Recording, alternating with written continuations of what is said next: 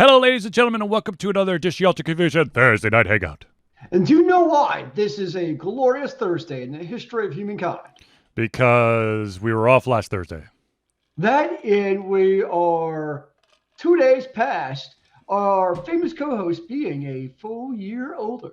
Yes. It was my birthday on Tuesday. That's why you didn't see any streaming from me because, you weren't getting any streaming on me on that day. I was at Battle and Brew, and then I went on a tour of Target and bought 2 discounted board games that I could play with my kids, and then barista Deadpool. Oh, and a chocolate milk. You and your stupid Funko Pops. Speaking of which, we're going to be opening these a little bit later in the show. Would you get some for your birthday too? Yes. Nice. I did. Anyways, okay, so ladies and gentlemen, I of course am your host, Charlie. I'm joined once again by the prolific comer himself, Zealeus. It is a pleasure here to do the business. Indubitably. This is the Thursday Night Hangout. This is a live show for you where we try our best to cover the topics that are most important to you during the show. If you haven't had a chance to give us your topic or question, or perhaps you would like to add to the conversation, all you got to do is just throw it into the chat room or chat window, and we will take it from there. If unfortunately we do run out of time and we can't cover everything that you've requested of us, it will roll over till next week. Now, I have one apology to issue, or maybe like redaction, a correction. So you know how, of course, we weren't here this past week, but the previous week I was bitching and moaning about how I couldn't play Mass Effect with the controller, and then Zealeus like, that's not right. And so he looked online, he found a page, it said it's been enhanced, and I was like, but no, it's not. And then after the show, I was like, look, I'm going to show you. And as soon as I try to pull it up, the controller works perfectly. Imagine that. There's a first time every time for me being right. It just took a little while than usual. There you go. Well, anyway, so it does indeed work, mouse, keyboard, or controller. But I have to say that in a weird twist of fate, it's better. I haven't tried this, but I'm under the impression that it's better to play the second Mass Effect with a controller than it is with mouse and keyboard. Why are you finding that out? Because so spacebar has basically been, if you're playing with keyboard and mouse, spacebar is basically your interaction key, but it's not always in Mass Effect 2. Sometimes it is, and other times you have to actually physically click your choice. Well, that just sounds confusing. Indeed. It's like an annoying version of a point and click conversion game. It's like, what is it going to be this time? It's a mystery. You may never know. And this is, and I think this was my gripe about Mass Effect 2 when I was playing it on the Xbox 360, was there's one thing in the, I guess, like the overworld map galaxy thing that just bugs me the hell out. And that is, let's say you're at a specific galaxy and you look at a planet. Once you go to look at the planet, it gives you the option to scan the planet. Yes. So you scan the planet, do whatever you want. Then once you're done, you hit, if you're on keyboard, it's going to be escape. If it's the controller, it's going to be B. And that will bring you back to like the description of the planet and then the option to scan or go back. If you hit B or escape, it will go back to your third-person Normandy view. Sure. Instead of just taking one more step back on the star maps, you can keep looking. Yes. So literally, I'll be like, okay, escape. No, I gotta move my mouse and hit the back button so I can actually do what the hell I want to do. That does sound annoying. It is. But I those spaces where, like, depending on what you're doing in the game, you're better off just using the controller versus the key BM. Yes. I can understand that. But here's the kicker. You know what? When it's when the controller is probably the most handy? Menus. Ah, funny. So in the second game, you have a private console portal, whatever, where you get all your emails. You can look at your upgrades and all that stuff. It gives you like options, and you could go, WASD up and down arrows to choose the option. However, if you hit spacebar, it doesn't do anything. So you have to highlight the option, then use your mouse to click on the select. You don't have to do that with the controller. That's very confusing sounding. It is very confusing. It is very confusing. I will say that it is very obvious that all the DLC is included in this because one of the coolest, because when I played back on the 360, I did not have all the DLC, but I did have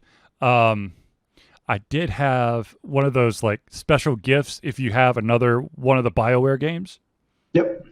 If you had, I think it was just Dragon Age. If you had Dragon Age, you get like this really sweet looking like space armor with like a bloody dragon across the front.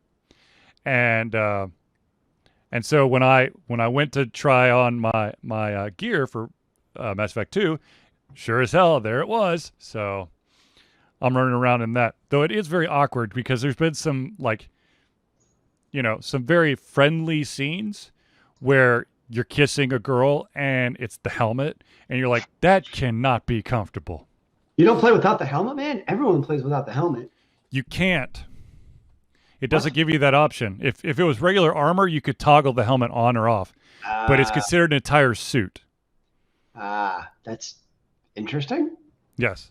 Now, Zealeus also made mention of something, and I did not want to confirm nor deny it because I couldn't remember, and that is in Mass Effect 1, all of your guns are basically heat rated. How many shots is going to take before it overheats? In Mass Effect 2, it's the bullets. So I thought I wasn't crazy. You told me I was crazy. I was like, that can't be right. But okay. So that leads us into potentially one of the questions. Okay, I'm going to try to phrase this. Okay, so this past question. So yes. Is it still? Is that how it still is when you were playing it? Yes, I'm having a bullet count. Okay, so they didn't streamline that part. It's different types of ammo. Yes. Okay, I was just curious. That was one of the things I didn't know if they were going to change that. Yeah. Okay, so I was on vacation this past week, and I was talking to some people about Mass Effect and other games like that. And so the question was asked, when you're playing like a shooting game, what is your preference? Mm-hmm. Like Mass Effect 1 had a heat rating. So you could shoot so many shots before it overheats, and then you got to wait for it to cool off. Or if you time it right, you can keep shooting forever, but just at a slow enough clip where you don't completely overheat. Or do you go the route of bullets or charges? Because in Mass Effect 2, you have like these like heavy weapons that are like, you get like, I don't know, let's say 400 points, and you have to hold down the trigger, and it basically drains as it goes. So my question for you, Zealeus, is what would you prefer? And of course, audience members as well. When you're playing a game like that, what is your preference? Would you rather be counting bullets and having to switch between guns in potential scenarios, or are you okay with the heat index for the guns?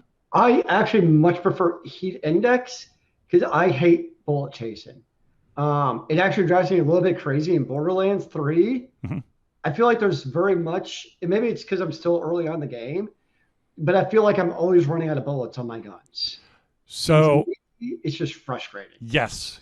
Oh my God, yes. In Borderlands 3, I basically saved all my money up to buy all the the expansions for the weapons. Yep.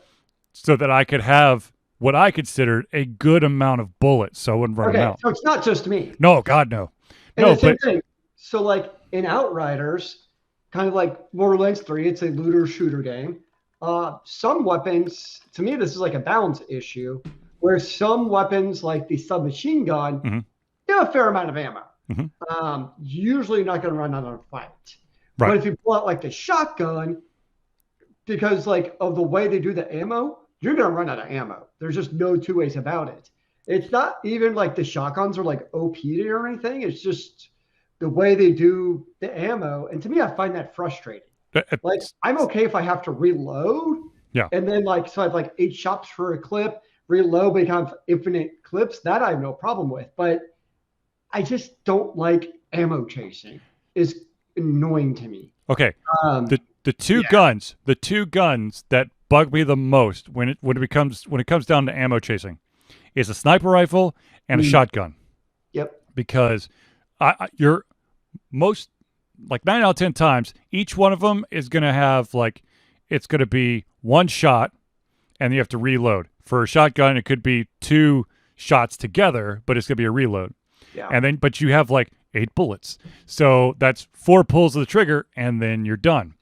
um Look, I understand the strategy piece to making gamers kind of switch between weapons, but at the same time that sucks balls, especially if you're in a really tough spot and you have been, let's just say that you have been like a god among snipers, and all you got to do is do one more headshot and you accidentally flinch at the last second and miss, and now you got to shoot this person with a submachine gun that's just spraying shit all over the place.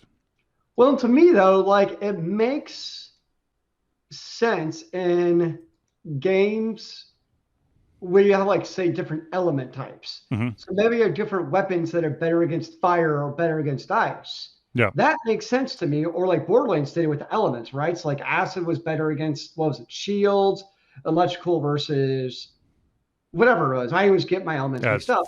But that fire, I, electricity, corrosion, radioactivity, that kind of stuff.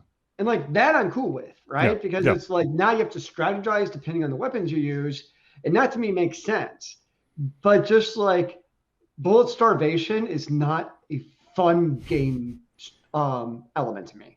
At least with the first and second Borderlands, Hmm. I was able to get like enough ammo add-ons, kind of like you're mentioning, where usually that's fine.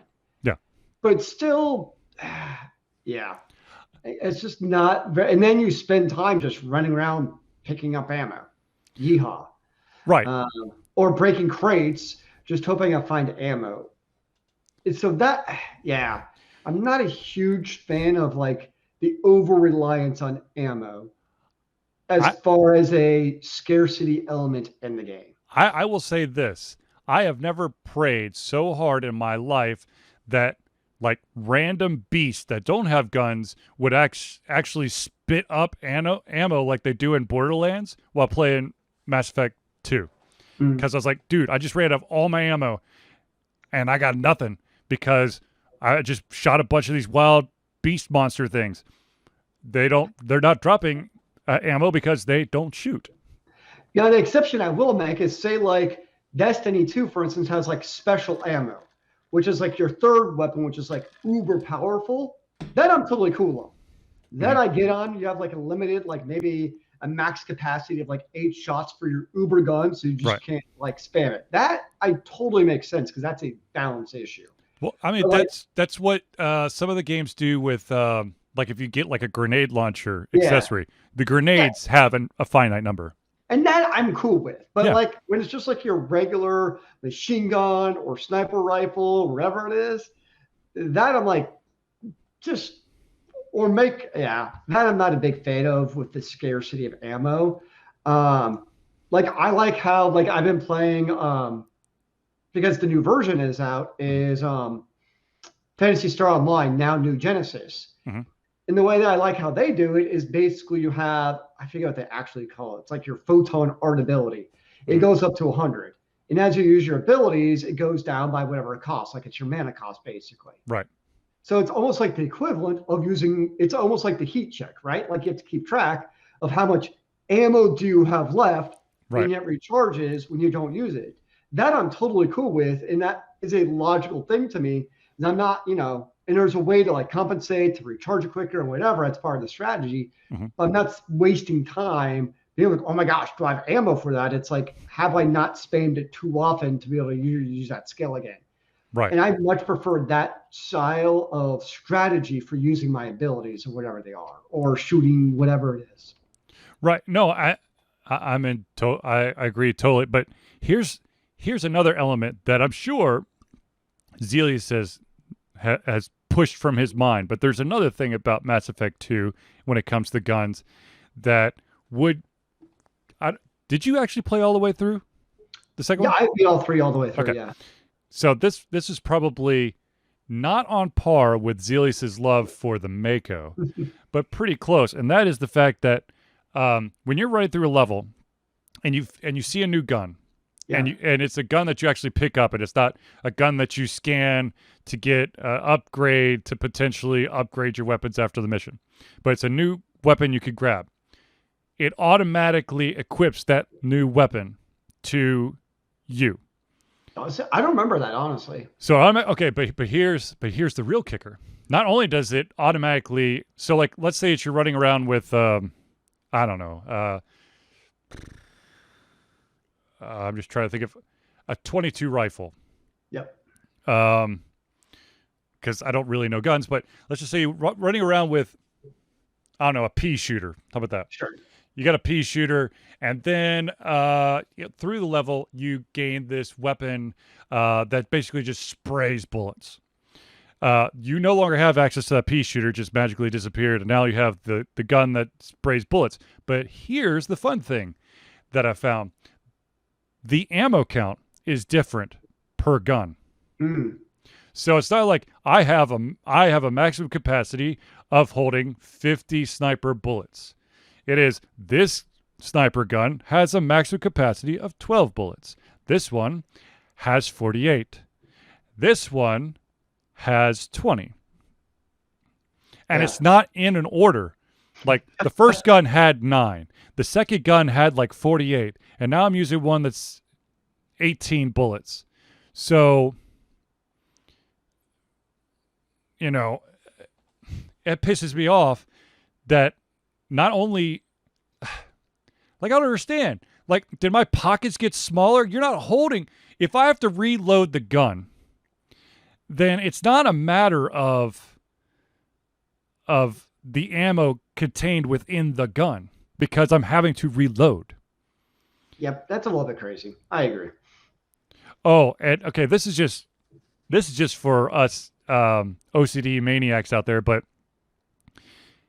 when you're doing your bullet counting, and thank God that they almost all developers give you a little bit of wiggle room with this, and that is, let's say that you're halfway through a clip, and you're like, I'm about to go into a really bad fight, so I'm going to need to reload. Oh, I'm a maniac when it comes to reloading. I'm one of those people who like every 8 seconds I'm reloading. Thankfully, they just reload however many that you've already expended, so you get back up to the maximum number of rounds. You don't throw the old cartridge out and then slap a new one in. Oh yeah, I know what you mean. Some games, it's like you actually lose what you had left in your capacity. You had a maximum of 12 shots. You used 8 of them. 4 bullets are going to disappear when you reload your weapon. Yep, I agree. That's pretty stupid. That's just a poor game design at that point, honestly. Agreed. Or they're trying to be ultra realistic, I guess. I don't know. Now, look, if you're making me bullet count, you better, give me a little wiggle room and just refill as many bullets as I need to get back to full capacity. Yeah, I agree with that, man. Or I'm going to hurt someone bad. Don't hurt me, man. So you from Mass Effect 1 to Mass Effect 2, you had that change from like a heat weapon to ammo counting. You also lost actually all of the item like customization basically went out the window. Like in Mass Effect 1, you first of all, you pick up a shit ton of guns. And they're all different brands and stuff, and I remember all the brands and stuff. Yeah, there was a ton of them. So, but like some were better like for assault rifles, some were better for sniper rifles. I vaguely remember that. Yep. Depending on the brand. And the other thing is that every single member basically could use almost every single weapon. In Mass Effect 2, not so much. My character cannot use a shotgun. Oh yeah, so like depending on the class, Yep. you have to do like, yeah, I remember that. And I can't use an assault rifle either, which is Yep. stupid as shit. Yep, I could use a pistol, a submachine gun, a sniper rifle, and the heavy weapon. Now that I'm okay with. Like that I don't have an issue with because it's like making a class a little bit more niche and a little bit more tailored towards a specific skill set. So when a certain class is restricted from weapons, that I'm okay with. Right, but the thing is, you in the first one, which is a continuation, which the second one is a continuation of, basically saying, "Oh, by the way, your favorite assault rifle that you're actually kick ass with, you no longer can have because we decided that only these weapons are allowed." No, yeah, that I totally can see too. That was definitely a big change from the first one to the second one. Was the different and like, you figure what was the actual time between the original releases was a couple of years. Let me check. So it wasn't jarring, right? You play the first one a couple of years later, most people probably don't remember. Like you might probably remember the big stuff like the ammo type, like I did, but most people probably aren't going to remember or care as much about weapon restrictions. But to your point, when you're playing them back to back, like a lot of people are going to be now, that I agree is a huge difference. But then I guess what would be the better answer? Would the better answer be either A, retconning basically Mass Effect 1 and restricting your weapon choices in the OG Mass Effect, or do you completely change the balance of the game for Mass Effect 2 and allow access to all weapons for all classes? So I would say that there was a complete rebalancing of the game mechanics from 1 to 2. It was a 3-year difference. Okay. But the my biggest problem once again, switching from bullets or from heat to bullets, taking away the ability to really, I guess, specialize your weapon. So there was upgrades that you could put in there that would make your bullets maybe cause less damage, would go right through shields. Yeah. Now, of course, that's not how that goes. And then also you can, like I said, there's a ton of weapons that you come into contact with. I mean, shoot, I kept getting the warning that I'm running out of space inventory because I was just holding on to everything. You know what I love are games that allow basically infinite backpack space. I love it. It makes me happy because like. Okay, so let's go with that. You've got games that allow for infinite backpack space, but you also have games that make you do inventory Tetris, or games that allow you to have basically access to. You basically have like, I guess, a game chest that you don't have access to during an actual mission. You only have access to stuff that's on you. However, all the stuff that you've gained will be put into that chest so you can look at it afterwards. Or you got weight restrictions. I'm okay with having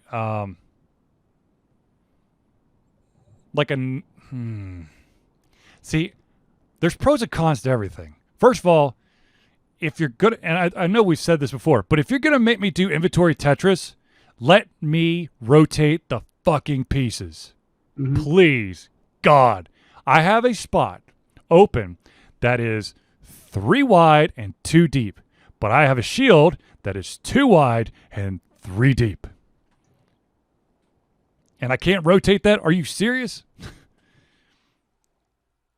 But, so I'm not a huge fan of the inventory Tetris. Now I do like you do have those games that try to get a little tricky. They do the inventory Tetris. However, they give you different pages to put items on. So it's like, oh, this one won't fit on that one, so I'll just put it to page 5. Oh, there's a spot right there. But then now you're playing inventory Tetris across like several different boxes. Well, the tricky part, so a game then like Horizon Zero Dawn, where that's the inventory, limit where you maybe like limited 50 herbs. Mm-hmm. But the reality is, I think most gamers, we've been bred to be hoarders, Mm-hmm. right? Oh yeah. Collect everything because you never know when you might need this random level 1 herb. So it's almost like developers have trained us to hoard that stuff for the final boss, but yet you can't actually hoard everything because you have this inventory limit. Yep. So now you're playing the secondary game of like, well, I don't know which one of these to get rid of. Oh, this is so overwhelming. And then you end up with in the other mini game called resource hunting, because you spent the last 10 hours not needing the Fergie fungal suit, and now all of a sudden you need it out of the blue, and you've been junking it for 10 hours, and now you have no idea where to get it, or it's in such a it's in an area that you're level 50 and all the creatures that would drop that are level 5. Well, and the reality is in most games, like when you have like all the materials to create potions and elixirs and all that stuff, I'm one of those gamers, I just don't mostly care about them. And I'll just be like, I'll get electrocuted. Who needs some like plus 10% resistance to electricity? I'll just instead actually go level up another level or two to get the same difference and call it a day. Well, and let's be honest, if you were actually to break down crafting in a lot of games, yes, you could gain a proficiency for crafting to get bonuses, or if you tallied up the amount of ingredients you needed and get that price point, and then you go to the store where you've already got a discount, and it's about the exact same. So let me think. Do I want to brew the potion or just want to buy the damn thing?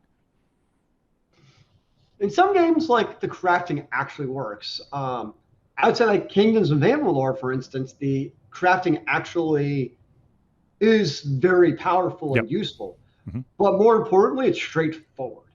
Like you have like 4 or 5 different pieces you can put on it. Yep. And, like some games make you like randomly try it and see what happens, and maybe you'll get a great weapon. Oh God, those I hate. But this discover the recipe. Whereas this one, it's literally like Kingdoms of Amalur. It's like literally like add this, handle, add these wraps, add this blade, and this is what you're gonna get. It's not like a guessing game, and like that I'm totally cool with because you know what you have, and it gives you like an incentive to break down your other like gear you get because you know exactly what you're getting out of it. So to me, it's a very concrete, non-mundane process, right? Yeah. Because think about it, gamers, you're playing like game throughout the year. It's not like I'm devoting my entire life to this one game to research the arcane pieces of how to get the plus 18 sword. Like, I just have a hard time investing that much energy into a game versus it's straightforward of like, this is exactly how you get that plus 18 sword. Oh, I need the fresh wraps that are azurite. Oh, hey, I have this azurite sword. That's probably what I break down. That I can dig with. No, I agree. I mean, there's definitely some people out there who literally live and breathe their games, but especially if it's an MMO. But when it comes to like Mass Effect has a shit ton of gameplay, but at some point, at least for me, I'm going to get to a tipping point where I'm like, okay, I'm done. So yeah, I understand that. I feel like Mass Effect did a pretty good job of being straightforward with the crafting now. There's no real crafting though. Or like material, because you could get like add-ons and stuff to like get your stuff better. Well, that's the first one. I guess I used the word crafting lightly, yeah. And well, I mean, okay, so in the first one you could add like not accessories, but like power-ups, I guess, modifications to your weapons and your armor to help like the better the weapon, the more slots you had to make the gun uber. In Mass Effect 2, you're doing a lot more mining. Thankfully, you don't have to use the Mako to go find the stuff, but there's a lot more mining Was that the one where like you had to like spin around the globe and like press with the a button at the sensor, right and you're time? trying to see where the high concentrations. Yeah. It was And you like a need, weird little mini game. yep, you need the iridium and the palladium and the platinum and the zero something, Yep, I remember zero that. element. And those are required in order to do like, basically it's like an upgrade to, if someone has, everyone who can use like a pistol, when you upgrade that pistol thing in the research upgrade area, all pistols get that increase. So instead of, modifying it per gun per person, which I'm okay with, I wish that it would allow me to, um, you know, like lock into, okay, from now on the pistol can do this, Hmm. and and it affects everybody's pistol. I'm okay with that. Yeah, I'm good with. I can go either way on that upgrade, either Because per I'll pistol or be not. honest, it was very tedious during Mass Effect 1, where you're getting all these upgrades, and they're leveled or graded 1 to like 11. And so you would have to constantly go back in, and like you'd have to pull up the modification going, okay, so which one do I have on here? Because it's not simple. You don't see it from the main screen. You actually have to go into the mod screen in order to see what level it was to switch it out. Hmm. Um, but yeah. Yeah. I feel like there was another question that I was asked over vacation, but I can't remember what it is now. So I'm not going to ask it because. So many questions, so little time. Well, I mean, the thing is, I had a great time on vacation. Nice. I didn't play like any games except for a couple of rounds of Legend of Runeterra at night on my cell phone. There you go. But yeah, I mean, I got to talk video games. Um, You're with fellow connoisseurs of the video games, lovers of yes. the games, haters of the games, Well, curious I of the would games. say the vast majority were ignorant of games Eh, or ignorant of specific games, but there were people out there who I could actually, talk talk the talk, and they would understand. ignorant of games? How dare they? I know it's terrible. Hopefully, Um, you set them correct on the way of life and how it is meant to be in the world of games. okay, I went on vacation. I was not going to try to create that stress ball. It's Um, probably smart. but yeah, if you've noticed, I've been playing a lot of Mass Effect 2 because I'm just Yeah. going through it. I had my romantic interlude in the first game. And it looks like I'm aiming for the exact same girl that the the first time I played Mass Effect 2. I'm basically aiming for the exact same girl this time around, Mm. just because she's, she's close to every nerd's heart. If you ever watch the TV show Chuck, So you're going after Miranda? yes, I am. There you Full heartedly.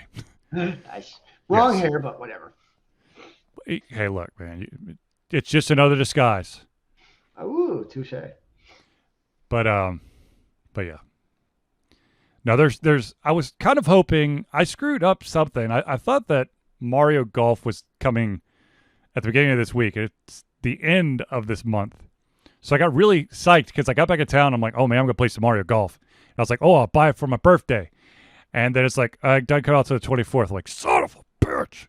That was on your list to do in life. Yeah. So I gotta wait till the 24th to buy the dang game. It's terrible. It is terrible. It's very terrible. So Zealeus, what other games have you been playing? You probably been playing more than I have, haven't you? I've been playing, well, I've been trying to play at least, Mm-hmm. PSO, New Genesis, but as happens with new releases of MMOs, um, buggy as hell, Mm-hmm. or actually laggy, and it's very much a action combat type of game. So it's real time. Oh yeah. And so when you hit enemies and they're not taking damage, or all of a sudden you die because they've been hitting you, which you didn't know about, I was like, and it's time to sign off. Uh, but yeah, what I do find interesting is it's so you have PSO 2, And now PSO2 New Genesis, which is basically like the now open world version of PSO2, because PSO2 is 100% like instanced. Like you go sign up for a quest dungeon, you go there, it's just like you in this like little confined area. Now it's open world. Is like they don't seem to, I guess, have all the classes right away, which I haven't really researched. Because now I'm curious, but they didn't have like all the classes. So, like one of the classes I played in like PSO2, like I can't play. I'm like, oh, that's interesting. But yeah, we'll see. I've been playing that, and the other one was what's the game? Borderlands?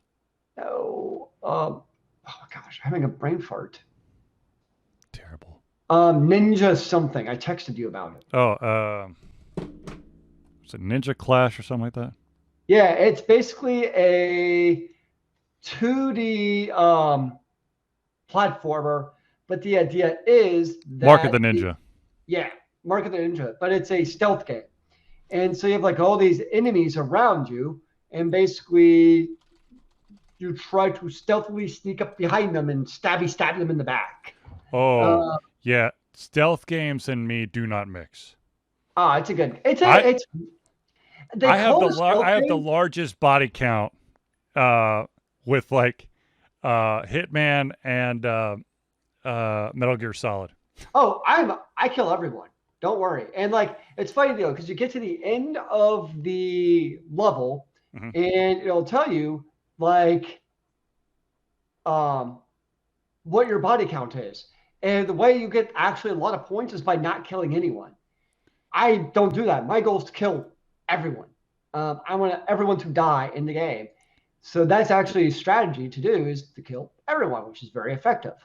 Um, the other thing I would say too is it's really like a puzzle game because the idea is you have these enemies and there's like they can see you because they have flashlights and they have dogs and stuff. Yep. But you want to sneak up to them and you have like ways you can throw things to like basically blind Distract. them and whatever else. So it's a stealth game, but it's to me it's almost like a puzzle platformer because it's like you're working out like you got these like little parts of the stage where you're working out how to get your way past this puzzle so the enemies don't see you so you can stab them before they see you.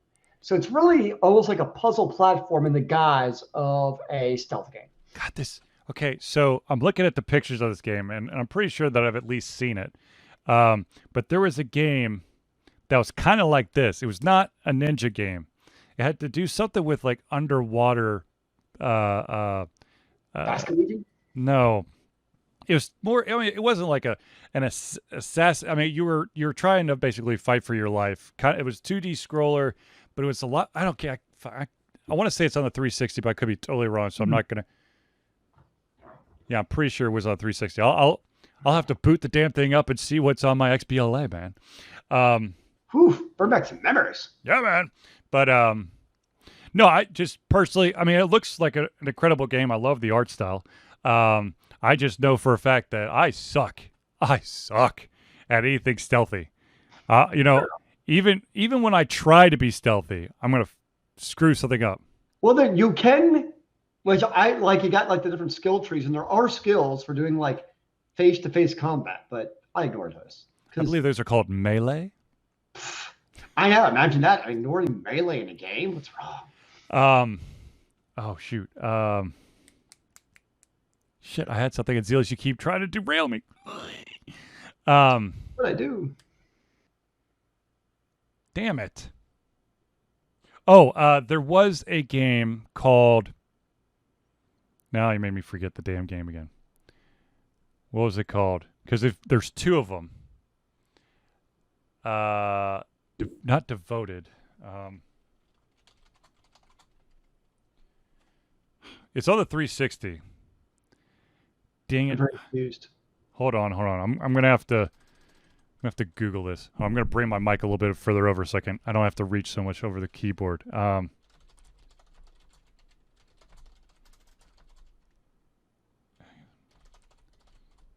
more you kill.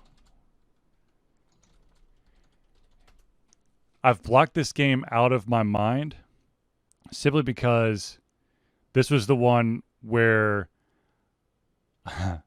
I ended up falling asleep on my controller and was running into a wall Nice. for 15 minutes. What is the name of that game? Yes. It's like an assassin game. Xbox. Assassin's Creed? No. 60 where death makes world dirtier. I could see the freaking thing in my head. I don't know what it is. Dishonored. God I've heard of that game. Yeah. Dishonored. You could play it if you could play it either, trying to be super stealthy, or you could play it just killing everyone. But the thing is, as you kill people, the bodies start piling up and the environment gets dirtier and more like rat infested. That's what I've heard. So depending on how you play it, like it changes basically. Yeah. Which I'm totally okay with. That's valid for me. No, it's a very interesting way of doing it, which that's been on my list to play. I just never have. Now I've never played the second one, but the first one was a lot of fun. With the exception of falling asleep for 15 minutes on the controller and my guy just walking into a wall, though I was asleep, so that was kind of enjoyable as well. Well, you get the best of both worlds that way, I guess. Yes. But yeah, I'm trying desperately to. I want to enjoy everything that is Mass Effect, and because I'm playing it so much, I'm really getting back into it. But I think I did hit a point today where I was just like, look, I'm not going to scan every single fucking planet for resources. Yes, I know. I just want to move on. And if I find the platinum I need, I'll do the thing. Well, there comes a point where it's more of like a tedious time filler than it is an enjoyable activity. It's definitely a thing. There is, but here's the thing. In one of the expansions called the Shadow Broker expansion, it actually gives you the ability to purchase this, I guess like contract or whatever, which from then on will list planets that are rich in resources. I do remember that. Yes, that was like, very thank God. I think that was like one of the first things I tried to save up for. I do not want to give away the secrets that are from the Shadow Broker, because I still don't know how I feel about it overall. I mean, it's cool, but I also do not know how I feel about it. But yeah, I mean, look, it's a solid game, and it's been long enough that I don't remember what was and what isn't in the game. So I could be playing through stuff that I've done like a million times. I just don't remember. Yeah. But I'm having a hell of a lot of fun.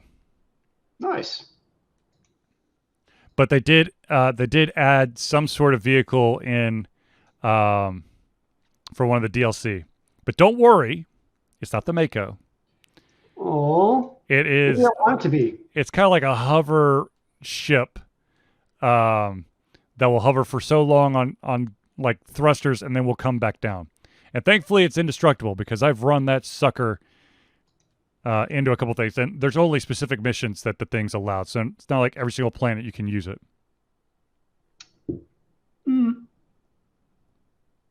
Interesting. Well, someday, I don't know when, but I will definitely be playing the Legendary Edition at some point in my life. Yes, I recommend it. Yeah, it will definitely be needed to relive the glory days. That for sure. Ain't no doubt about it. Just don't know when that's going to happen. So a little bit of a spin twist. I don't know if someone in the audience does this or maybe Zealeus does, but most of us know that when it comes to anime, there are two forms. There's the dubbed and the subbed. Mm-hmm. Dubbed, of course, means that you have voices of a different language over the original show. And subbed, of course, is you have the original dialogue, but you have subtitles or closed caption to tell you what the hell they're saying. Yep. So I ran into an interesting predicament. I binge watched the shit out of a show, and I got so into it, and then it stopped But it What? turns out that it only stopped with the dubbed, not the Ah. sub. So I had to make that decision. Mm. Do I?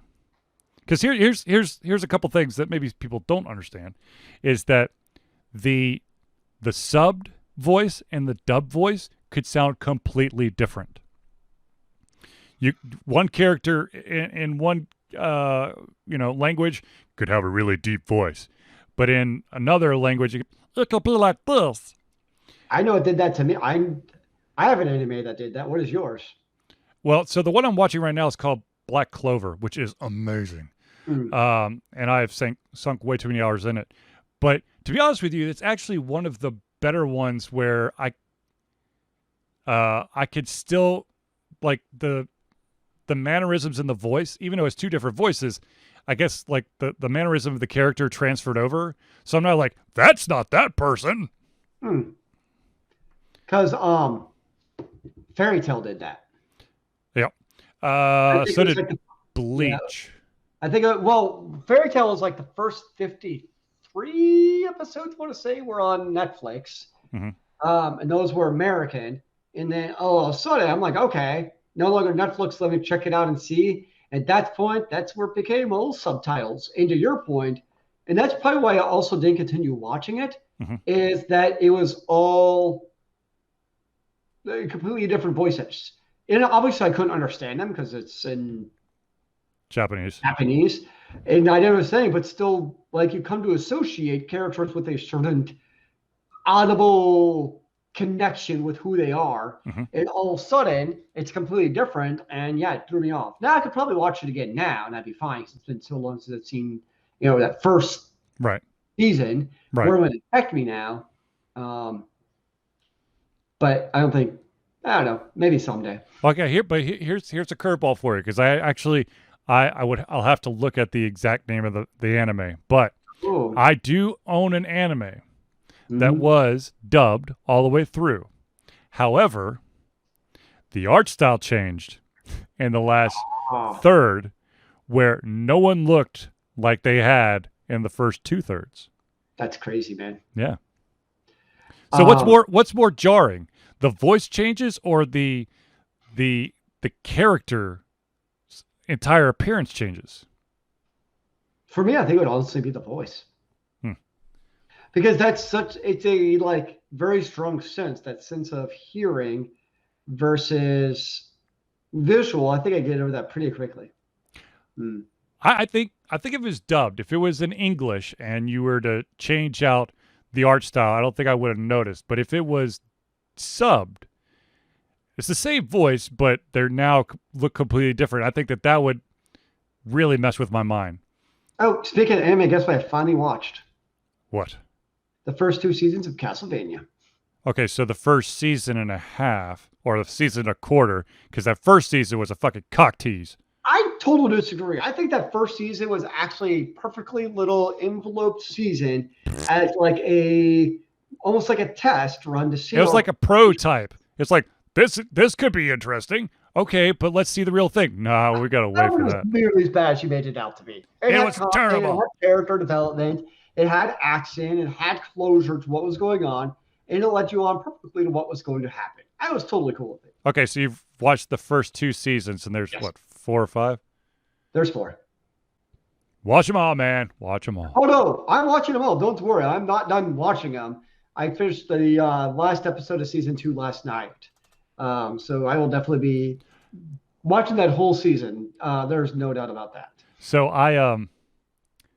But it's good stuff. Good stuff. I enjoyed it. so Tuesday night, once I got home from dinner and whatnot, I basically just propped my feet up in the back and just watched a couple episodes of Cowboy Bebop.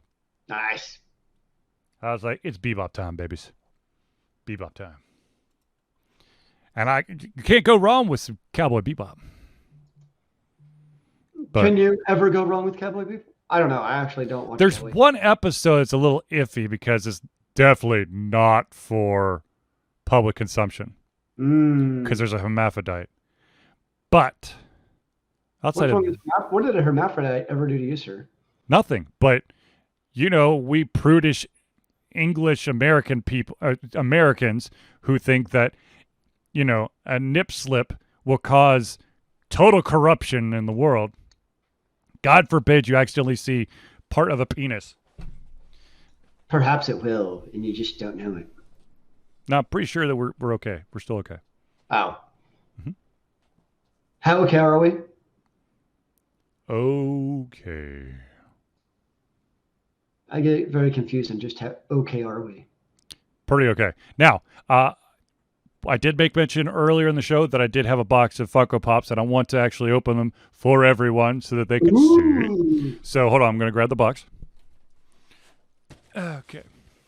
Just because I have to go with, like, the slightly unique Funko Pops. I can't just be, I can't just have like a Hulk or a Spider-Man. It's got to be some kind of new take on it. So let me introduce you to the Hulk Mech Strike style. So it's basically as Transformers. So here's the Hulk. So now we're like combining different genres. Basically, Thor.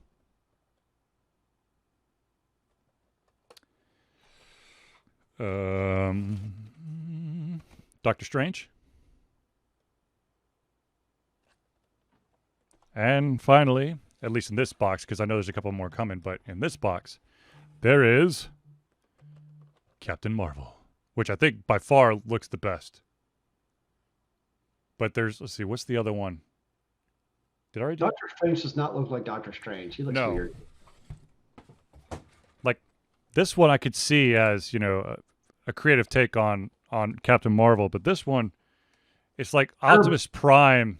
I don't know. Captain Marvel's like mouth scares me. Right, but I mean, like, if you looked at these two, I definitely see Marvel in this one, and I don't know. Are they? Is this blue outline supposed to be the goatee? Because that just looks weird. I think Hulk is the best, personally. It's just freaking Frankenstein. That's all it is. And here's Hulk. Thor. Yeah, no, I like Hulk. I think Hulk does it for me. The rest of them are interesting. Thor just looks angry, like angry cat. That's what his face looks like. And maybe that's what endears me to him. Maybe he hasn't had a beer lately. He actually does look like a cat. That's kind of funny, to be honest. Or like a pug. Yeah, exactly. Yeah. Yes, he really does. By the way, ladies and gentlemen, I do want to say that when I went to Battle and Brew for my birthday, I did get myself another mana potion. I was wondering if you could get like a love potion while you're there too. No. My wife, though, she almost got it, but she said if she was going to have one of those, she would have a health potion. There you go. They're like, someone's got to drive. Wait for one of you to be responsible. Responsibility. Responsibility. What's that? Not quite yet. Oh, God. Why'd you do... Oh, God dang it. I knew you'd recognize it. Yeah. Is it on the Wizard's Companion Volume 2? Is that why it is? I don't know. It just came to me. MXPX is the name of the band. Oh, man. See, I could do this shit too. No. Let me do some couple quick shout outs for some of the awesome people that is friends of the show. So 1 second here. Let me just get down on my Piper. You got Piper? I got the Piper. What's he doing with your Piper? It's got the words for me to read. All right, so ladies and gentlemen, I have to tell you about this amazing organization. It's called the Indie Cluster. The Indie Cluster is an organization of independent game developers that want to gain exposure by being involved in the community. They collectively journey to popular conferences as a traveling booth to help gain attention for their games. They make partnerships in local communities to bring games to the mainstream mindset. They highlight local, unusual, and rare concepts to challenge the paradigm of the common. They also host events to teach kids and minority groups about game development to hopefully one day enter the industry themselves. If you want more information, go to www.indiecluster.com. That's INDIECLUSTER.com. And they're also on Twitch. Yes, they are. And a firm supporter of Alter Confusion. Now, I got to do one more shout out, and that, of course, is to the man, the myth, the legend. It would be Hero Chiropractic. Is a unique healthcare practice set up by Ryan Moore. The company's focus to elevate a patient's experience of freedom, creative expression, and joy. They believe that everyone can be a hero and has incredible heroic potential inside themselves waiting to be unleashed. Hero Chiropractic focuses on mobile chiropractic care in the greater Atlanta area. They are committed to healing clients by creating a plan of action uniquely suited for each person. They make that plan of action as convenient and affordable as possible, and most importantly, suited to your individual needs. If you want more information, because you're in the greater Atlanta area, go to herochiropractic.com, or if you're on Facebook, just type in Hero Chiropractic. He'll take you there as well. Huge fan of Hero Chiropractic. He was here yesterday to adjust Brody. That's so many days ago. Yeah, well, I have to constantly, every single time it's like, hey, do you remember what happened on Wednesday? I'll be like, wait, how many days ago was that? When was that? I don't know. I don't remember. It's some amount of days. I don't know. Uh-oh. That's fun. Uh-oh. What now? I just had a wonderful little power spike that reset the one of my monitors, so I can't see anything. Nice. Yes. You didn't need it anyways. Wax on, wax off. Because I can't see Jack Diddley. Did you ever really need to? Potentially, yes. Once upon a time. I don't remember, but it could have happened. Somewhere. In a galaxy far, far away. Where is this galaxy exactly? Far, far away. So while I'm waiting, hopefully, for my monitor to come back up, there we go. Here, I will show you. I do these wonderful things that I've talked about it several times called brain doodles. So this is my brain doodle from today. And of course, oh my God. Okay, hold on a second here. That screwed up everything. Yep. Did you break your internet? No, but I sure as hell broke your video. Thanks, you jerk. Well, no, it basically bounced all the stuff onto a screen and then bounced it back, and then the resolution changed and all that stuff. But here is my there we go. My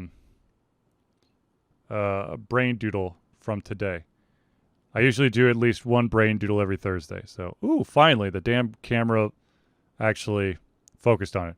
Now I haven't finished coloring it, but there's my brain doodle. Now, I did mention earlier, ladies and gentlemen, that I am representing some Grind Gaming.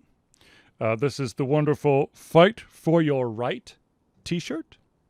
If you're interested in getting something like this or something else from Grind Gaming, go to the website, and when you do the checkout, put in the code Altered Confusion, all one word.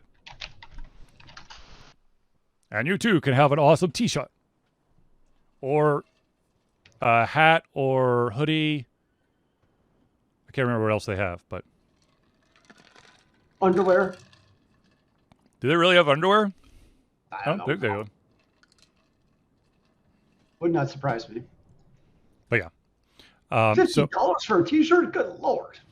So, ladies and gentlemen, I am back in the how much was it? $50. 50. No, I didn't. Well, I had a discount on it. I guess that doesn't sound right. But anyways, what did I say? I am back from vacation. I'm going to try to figure this Alter Confusion thing out and start giving you more of what you need. I probably have to finish Mass Effect the series first so that I could focus. Because right now I'm like, I need to know what happens next. I need to decide. Though I do have to say, I'm sorry, I'm going on tangents here, but that's what I do. In Mass Effect 1, I feel like there were less opportunities to do like the good and the bad stuff. And they were clearly labeled during, this is going to be good, this is going to be bad. Yeah. But in the second one, it's like there's a shit ton of times that you're going to do a good or a bad thing. And sometimes they're not highlighted those colors when you make the choice. And it's like, oh, that was the Paragon action. I'm like, really? Okay. Interesting. Yes. I do also want to point out that because I was on vacation, for some reason, my hair on top of my head stayed the same, but my facial hair has turned bright red. Nice. You're like a multicolored musket. It's like, oh, you dye your hair, right? You'll get to change your body up in more ways than one. Unfortunately, this is when I had more hair, this is what would happen to my hair. But since I am in short supply of the hair, it's going more and more into the goatee. You can move some from your goatee to your head. I don't think that's how it works, Zealeus. You're like a little bit of a transplant. It'd be pretty cool, man. I don't think that's how it works, Zealeus. What if you sewed the goatee hairs together to make them longer? No, that's gross. Just trying to help a brother out. Thanks, Zealeus. All right, ladies and gentlemen, I think we're done for today. But did I talk too much about your hair? Did I scare you? Yes. But of course, if you have any questions or topics that you'd like to for us to discuss next show, please just drop them on any of the platforms, be it Facebook, Twitch, Twitter, YouTube, Instagram. So many tubes. But anyways, so for now, ladies and gentlemen, I'd like to thank everyone for tuning in to the Ultra Confusion Thursday Night Hangout. For myself, Charlie, and Zealeus, it's been a pleasure giving you everything from our heads, our mouths, and of course, our hearts. We'll be back next Thursday for another Ultra Confusion Thursday Night Hangout. Remember, kids, keep on gaming in the free world. Amen to that, brother.